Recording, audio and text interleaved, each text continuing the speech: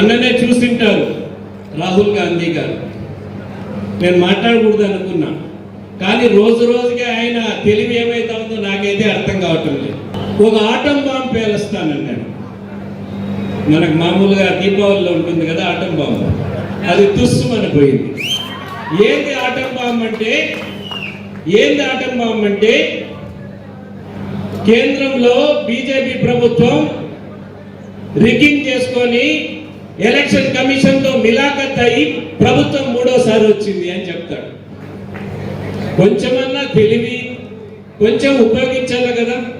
2014లో వాళ్ళ కాంగ్రెస్ గవర్నమెంట్ ఉన్నప్పుడే దగ్గర 282 సీట్లు భారతీయ జనతా పార్టీ గెలుచుకొని 35 సంవత్సరాల తర్వాత మొట్టమొదటిసారిగా ఒక పార్టీకి పూర్తి మెజారిటీ వచ్చింది 2014. 2019లో 303 సీట్లు గెలుచుకొని దానికంటే ఎక్కువ మెజారిటీ వచ్చింది. ఈ ఎలక్షన్ లో రిగ్గింగ్ జరిగితే 400 సీట్లు కావాలి, కానీ 240 ఎట్లా వస్తాయి? రిగ్గింగ్ భారతీయ జనతా పార్టీ చేసుకుంది ఎలక్షన్ కమిషన్ తో కలిపి అంటే 400 సీట్లు కావాలి, కానీ 240 ఎట్లా వస్తాయి? బాగా ఆలోచన చేసుకోవాలి. ఆయన మాట్లాడే మాటలకి అసలు అర్థాలే నాకే అర్థం కావటం లేదు. అన్ని సంవత్సరాలు నేను పార్టీలో ఉంది.